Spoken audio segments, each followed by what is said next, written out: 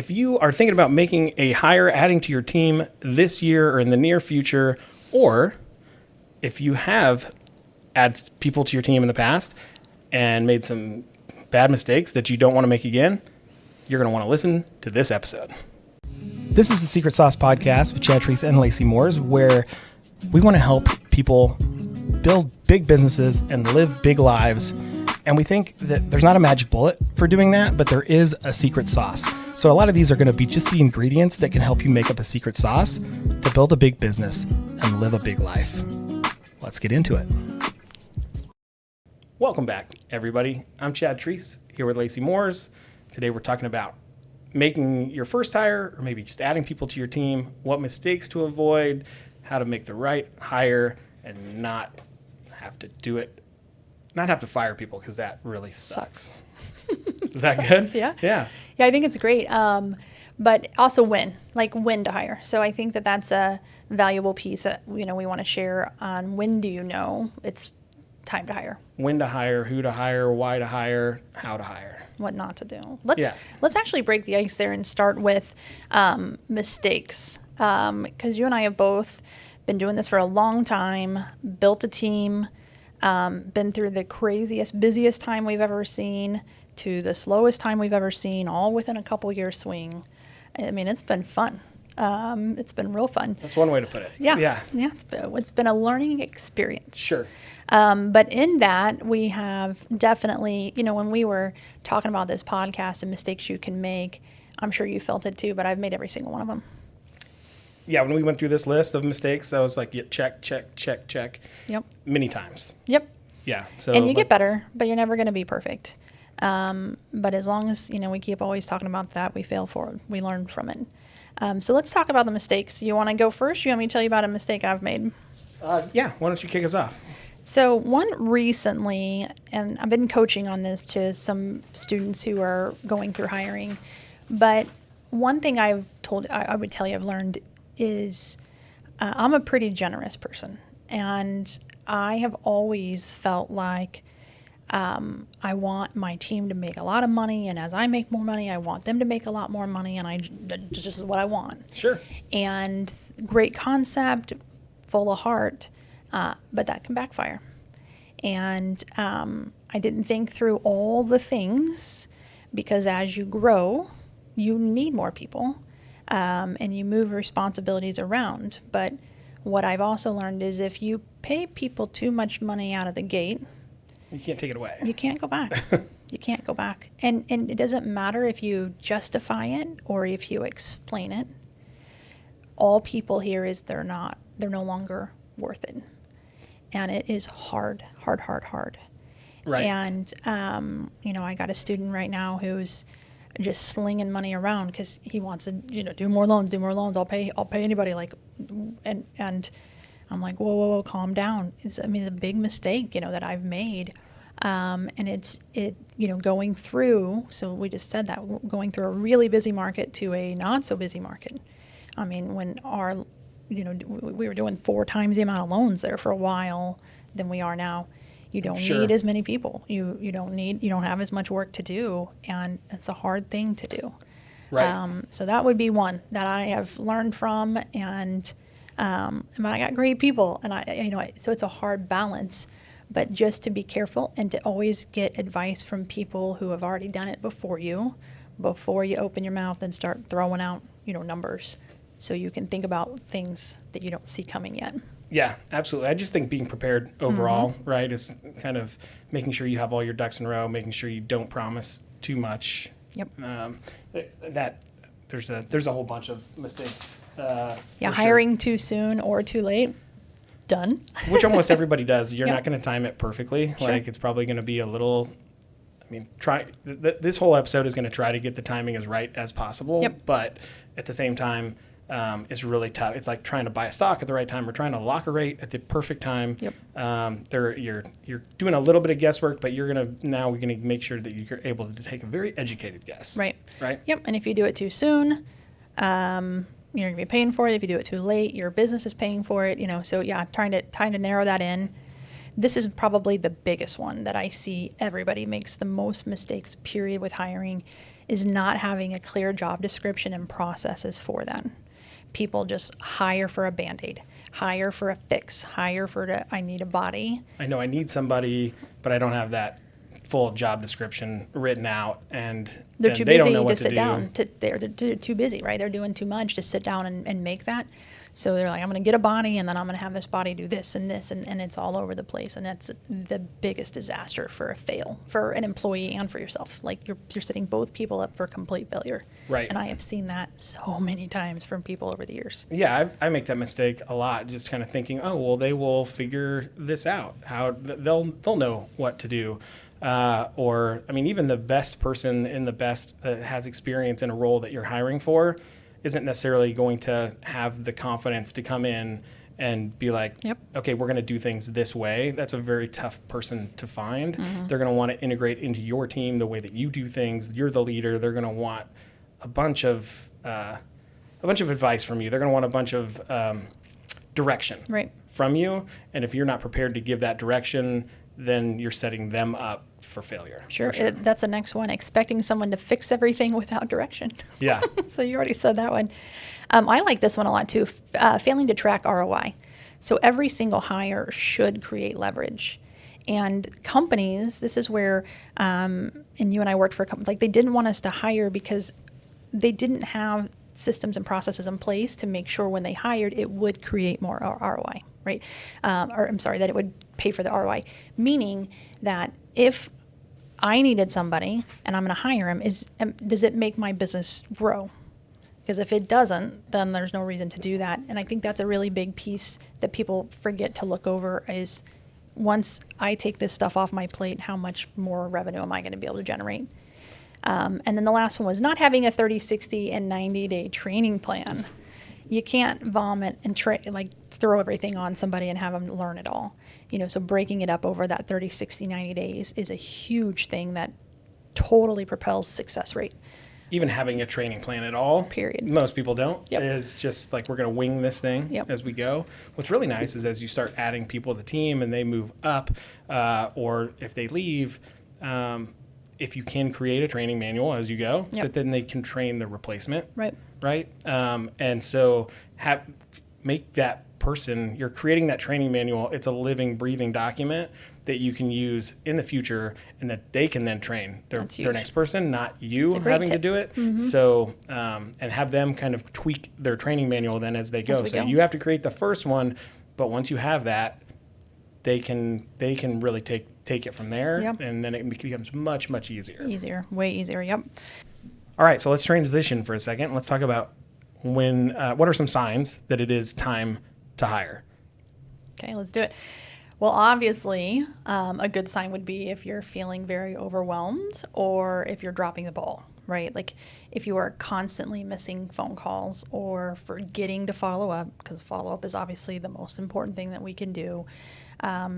Or if you're just struggling to keep up with your transactions, whether you're an agent, whether you're a lender, insurance, whatever it is, right? Like if you are always feeling overwhelmed, definitely a sign. Right.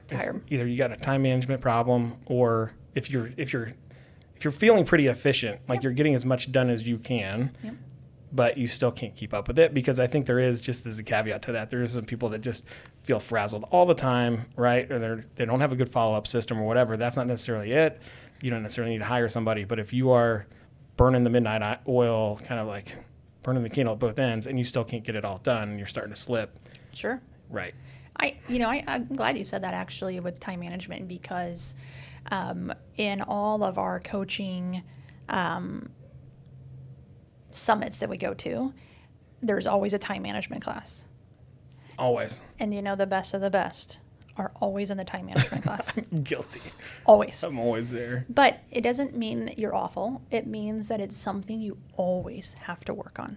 Right. Right. And you can always get better, even if you're really good at a team and you have an amazing team, because every time you add, hire, change, the market shifts, anything, you have to recalibrate. Right. So I think that's a great thing to bring up. Next would be, is your revenue plateauing or declining? So have you hit this ceiling? There's a place that only you, yourself, but even if you have a team of one or two, there's always a ceiling that you're going to hit. And that's a good way to know, like for us, I don't care how good of a loan officer you are, the best of the best, if you don't have a team, you can't do more than 8 or 9 loans a month. And that's if you're really good. Right. I mean, really good. Right. And not consistent, not with any consistency whatsoever, or ruining your marriage, or like, not being around for your kids or whatever. Your service level. I mean, all of the things. Like, you can't provide the same service once you hit that. That's your ceiling, right? And there's a ceiling for every industry or every person. So you got to figure out what that ceiling is. But once you're hitting that ceiling, if you're hitting it, like, it's going to start declining. All those things are going to start happening. So that's a really good sign that you need help. Definitely. I think probably maybe a little bit before even is when you want to start to at least recognize it, sure. Right? So you can. Because then we're going to fall into that category of hiring too late. Yep. Because typically once you've hit that plateau, and you've maybe hit it 3 months in a row, it's too late. It's probably too late. Yeah. Well, it's not too late, but you don't get you can't hire in one day, right? Like, there's a process to do it right, or you're going to make a bad hire, and that part takes time. So you're exactly right on that. This next one is too much time on low value tasks. Right. And this one is, so I had a coach teach me this years ago who had me figure out what my hourly wage was and had me put it on a big sticky note above my monitors. And he said, for 2 days, I want you to go through every single thing that you do, and I want you to write it down on this piece of paper next to you, and we're going to look at it, and we're going to decide the task you're doing on a daily basis if it is at the wage that you should be earning. And it was a really good exercise. Definitely. To start figuring out how many things. I mean, early on, I was the type of person who's like, I'm not going to ask somebody to copy my papers. I'm not going to ask somebody to scan my documents. I can do that. And I felt like I was being, like, pushing it off on somebody, right? Or when it was something that I could do. And this exercise was so good for me mentally to realize I'm actually robbing somebody of a job. Right? Like, that could have a job that I could be helping provide because I don't want to do that. So it allowed me to change my mindset to, this is not a good use of your time, once I started really figuring out that dollar detail. Totally. Because, and I think a good way to look at that too is just that every minute or every hour of your day is a zero-sum game, right? So, like, if you're doing those things, you are taking time away from the things that you could be doing that are higher revenue activities, right? So defining what the high revenue activities are, what the things aren't that are high revenue, is just another way to kind of look at it. I think you're saying we're kind of saying the Absolutely. Same thing, right? Mm-hmm.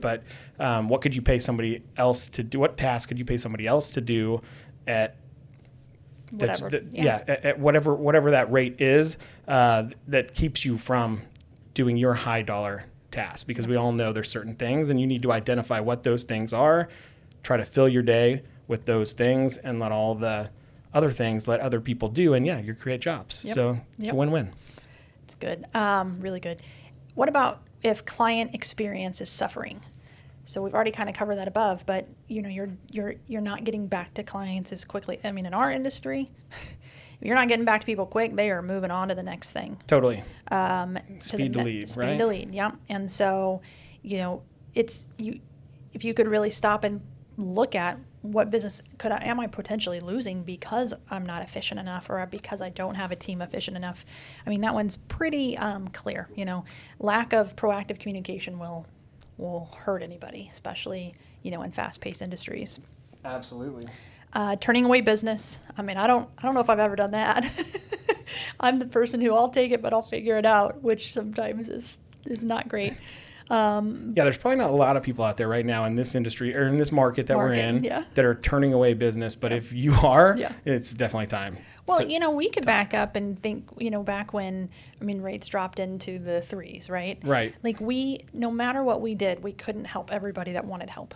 Like, I always use the analogy about us fishing. Like, fish were jumping in our boat. Like, we couldn't Right. even stop it. We weren't actively turning away business, but we were inactively turning away business because we weren't marketing to our entire database. Like we could have couldn't sent keep during up. that time, Yeah. could have sent out blast to our entire database. Hey, rates are in the twos.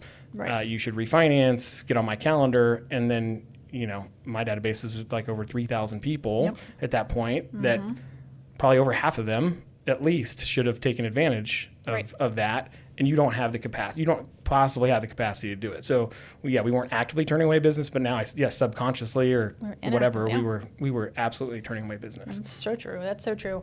And then the last one we've already talked about too, but burnout and no work-life balance. So, when when your personal life is suffering and you're constantly exhausted, that could be a good sign. Now, I do think that's part of the grind in the beginning. I Right. have seen people get into this business and they're like really early on, okay, I'm ready to hire. And I think that is sometimes the too early part. I think there is something to be said with having to do that and go through that and grind for that. But so I'm not just saying that just because you feel like you're burnt out, you should go out and hire somebody. But it could be a sign. I mean, it definitely could. Well, yeah, I think that not necessarily grinding, but you need to do all of the roles, right? Maybe as a solo, as a one-man show, one-woman show, whatever, you need to have done all those roles to be able to effectively train who is coming in to do that stuff. So, yeah, I think you definitely need to grind for a while so you know exactly how to train that next person anyways. It's interesting you say that. I don't think a lot of people do that anymore. And you and I have done business for such a long time. Back when you would be your own processor, you would be your own, you did it all. Right. And nowadays people come in our industries, both on real estate and mortgage, where they'll just be a showing assistant without knowing how to do anything else. So that, that piece has changed. But I do think, that's very kind of eye-opening on the differences, right? Like the differences in the experience and what people can get, because we have done all of those. So I think there's some value to doing that. Definitely. I think that's more probably prevalent in real estate than it is in lending, because processing is kind of its own separate thing, Sure. right? Like I'm not skilled to be a processor, whereas a realtor they can list, they can show, they can do the transaction coordination. Is it the best use of their time? Not necessarily. You could process. I mean, I could, but it's not the best use of your time for sure. Sure. Yeah. I'm not a marketing guru. Same. Or, those things where realtors, I think, try to wear all the hats at the beginning. Yep. And I think that that's okay for a little while. And then now let's figure out, okay, how do we start to grow this thing beyond the one-man, one-woman show? Yep. So, the next would be like who to hire. And you and I have been talking about this because this is obviously, just like we were talking about, completely different with our industry, real estate side. I mean, I got a good friend that's an insurance agent, and him and I have worked together as he's built his team and what that looks like. So it's definitely going to be different whenever we're talking about, depending on the industry. But knowing who to hire is very, very important. Or what role to hire for, is that's what we're talking about, right? And I think we decided we don't need to spend much time on this really because if you do everything else right, I think this will kind of become pretty crystal clear in what role you need to fill. Yes. If we do the thing we talked about before, right, where you're looking at your high value, high dollar tasks and your lower stuff that you could pay somebody else to do, then it's going to start to present itself as far as like, okay, what role do I need to fill? Sure. But I will say, if you don't find the right person and put them in the right seat of the bus, that's probably another big mistake, that's made, is when you hire somebody for a role that they don't fit for. And so going through square peg, round hole situation. Going through those types of steps, and we're going to kind of cover the steps to ensure that you are making the right hire. Yeah, let's go. So let's move over to that. And we kind of already talked about it when we talked about the hiring mistakes. But so the first step whenever you're looking to make the right hire is defining the role first. And then how that role is successfully filled. Like if you were to hire somebody, clearly outline their responsibilities, the expectations before you even hire who it is. Yeah, I'm going to hire a showing assistant. Yep. Like that's what I've determined that I need, right, as an example.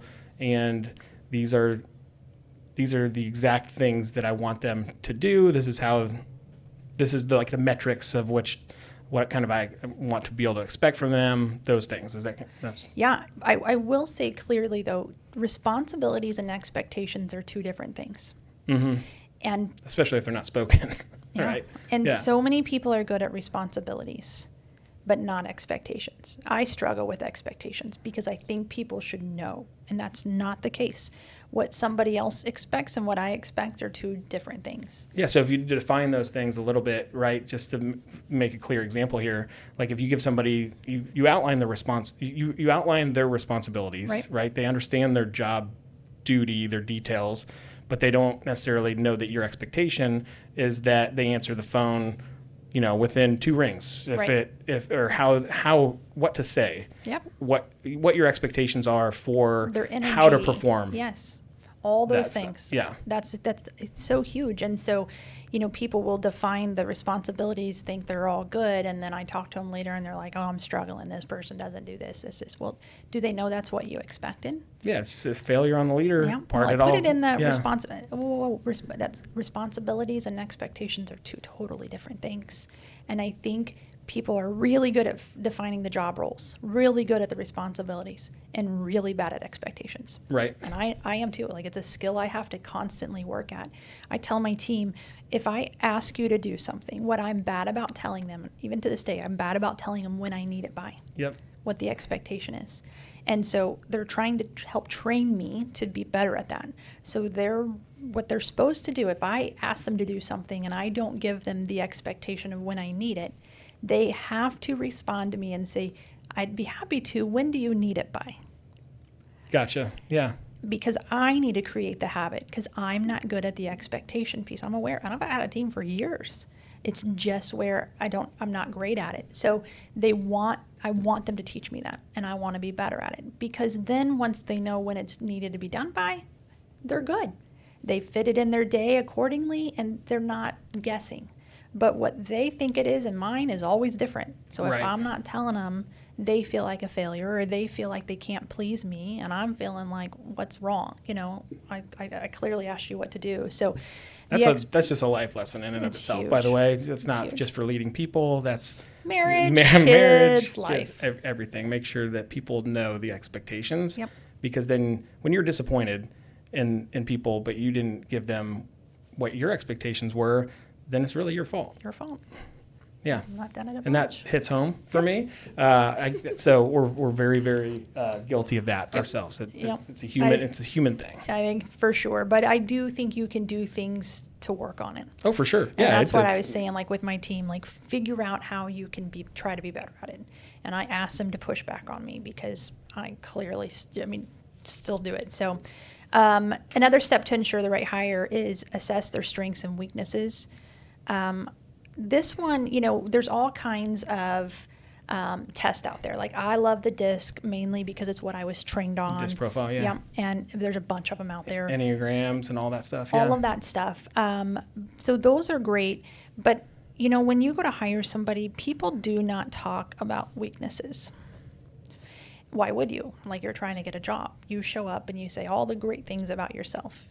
But when I go through interviews with people, I help interview for a lot of other people for their teams because I've done this so much, and I love to just go straight for, what do you suck at? And it's okay. Like, and I'll share some things I suck at. I suck at expectations. I suck at what they are. And that's fine. I'm still a really good, successful person, but what do you suck at? And letting them talk about that. I think it's a hugely missed part of hiring. And sometimes they're not always going to be honest. Most people are like, oh, yeah, my biggest flaw, is that I work too hard. Yeah. Or my biggest flaw is that I care too much, So you can see through that. but Robin's always taught us to why, right? Yeah, if you explain it. Take it a couple more steps deeper, you can actually peel that onion a little bit and find out what those are. Listen, everyone's going to have weaknesses. But if we know those up front, like, I don't want to waste your time, Chad, if I'm trying to hire you, and you don't want to waste mine. If this is a really bad seat for you, like, this isn't your skill set, let's figure that out sooner, right? Right. Because if it doesn't work out, you feel like a failure. If it doesn't work out, I feel like a failure because I hired the wrong person. Like, let's just be honest at this interview and figure out, is it a good fit? Right. You don't want to if it's not either, you know. Well, especially when you're making that first hire, because you need to, one, assess within yourself what are your biggest weaknesses too. Yep. Not just what could make you more money, right? But also like what drains energy from you that you do. Yep. Or that you just suck at doing. Yep. It drains my energy to do stuff I suck at, for sure. But and then filling gaps in that hire is you're looking for people that's really what they excel at, right? Mm-hmm. Because they could be really good for like an amazing human. They could be really good at certain things, but if you hire somebody that is good at the same stuff that you're good at, and they also suck at the same stuff you suck at, that you're probably gonna be pretty good friends, but that doesn't make them a great hire. Right. Well, no, it messes everything up. Makes it a pretty shitty hire. Yeah, I mean, the people that I hire are specifically to fill the needs where I lack.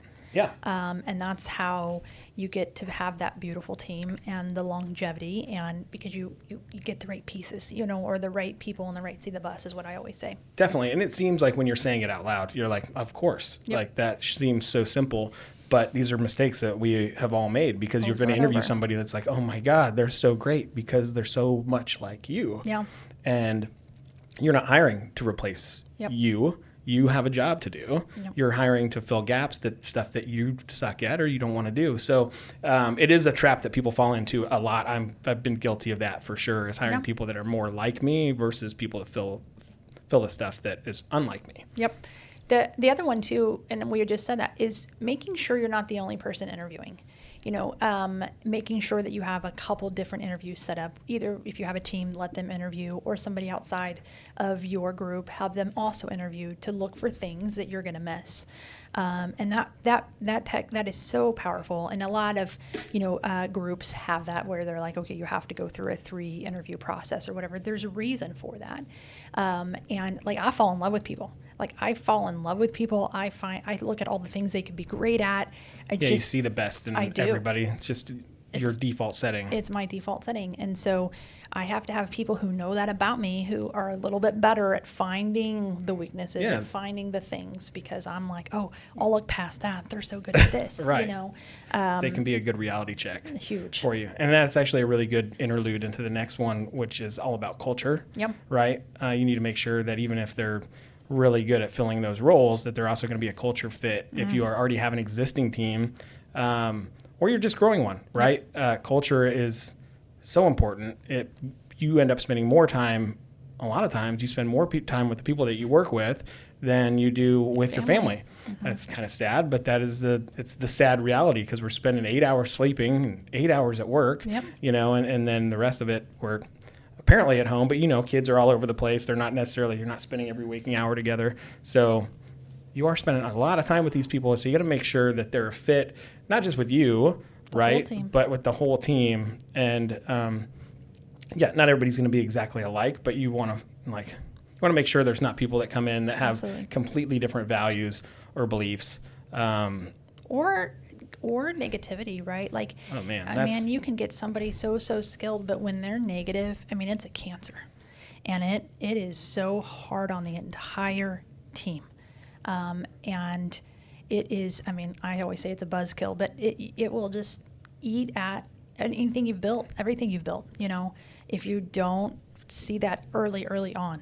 Yeah, if you bring somebody negative in, there's a study just recently I remember hearing about, but it's like if you set people with negative people, like one negative influence, and you put a team of people around them, the performance comes down like immediately at a much greater percent than if you put everybody around like a really positive person. Yep. Like that definitely helps, but the negative outweighs the positive like 2 to 1. Like the delta, yeah. Right, exactly. Like the work performance coming down versus work performance going up around a positive person, the negative one is truly a cancer. So you got to weed those people out. Hopefully you weed them out before you hire them. But if you do hire that person, like when that starts to present itself, you got to make sure you can fix it, or they just don't belong on the team. Right. That's the stark reality. Well, they say slow to hire, quick to fire. Yeah. And that is hard, but it's so I've seen myself, and I've seen so many people struggle with it. But when you finally do it, you're like, oh, I should have done that long time ago. And then your whole team comes to you and it's like, God, why? Thank you. Yeah. We've been biting our tongue about it. Yep. So yeah, be real careful about that. So, and that is one, right? Use an effective interview process, right? Like, so go through, and it's a little bit different, obviously, depending on the industry that you're in, but I always say more than 1 to 3 different interviews for sure. And don't hire out of desperation. I think that is where, a bad hire is more costly than waiting for the right person. And right. But people fall in that trap a lot. Because they're like, oh my God, I'm so crazy busy. And, my wife's about to file divorce because I'm not around enough. And like things are going crazy and I'm a bad dad or a bad mom. You just need a body. You think that just a body is going to fix it. And man, the wrong hire is. So there's temporary help for that, right? Mm-hmm. So nowadays it's so easy. We could do a whole podcast episode on virtual assistants, or sharing help with people. Like there's so many ways to go about doing that you don't have to commit to a full-time hire just out of desperation. Yes.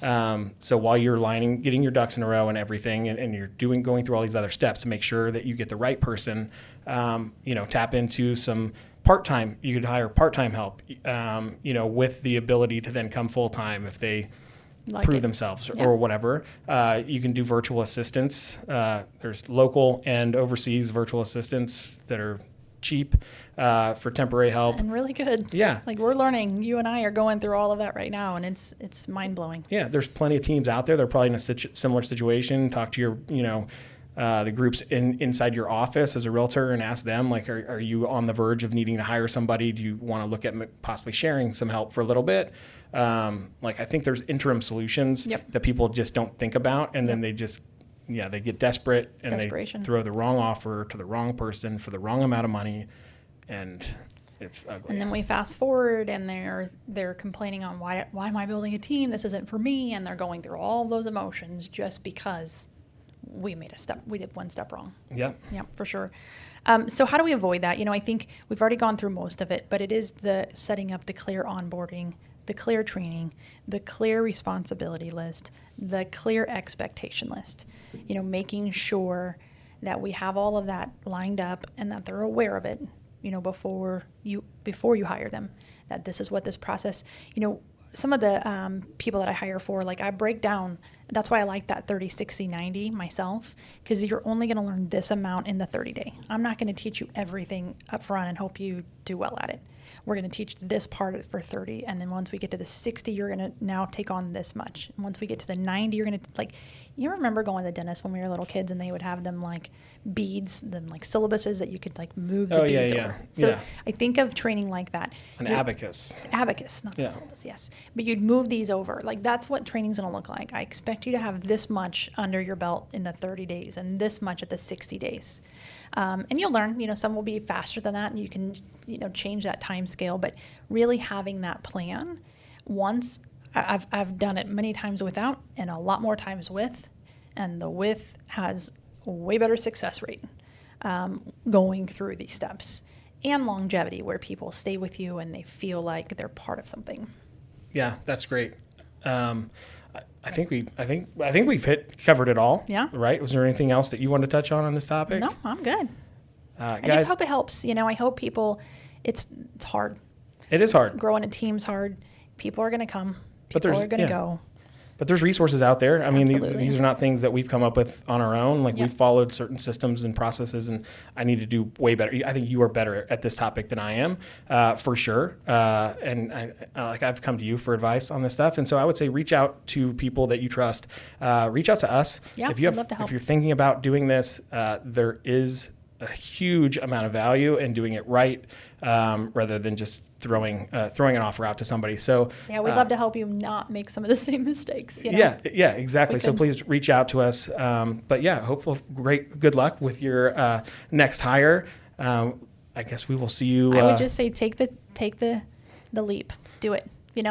Go through the steps right. But man, it will really. It's so much fun. Yeah, don't be afraid of growing, for sure. Take the leap, do it, but do it right. So hopefully you've got some good value on how to do it right with this episode. That's it for now. We'll see you guys next time. Thanks so much. Thanks, guys.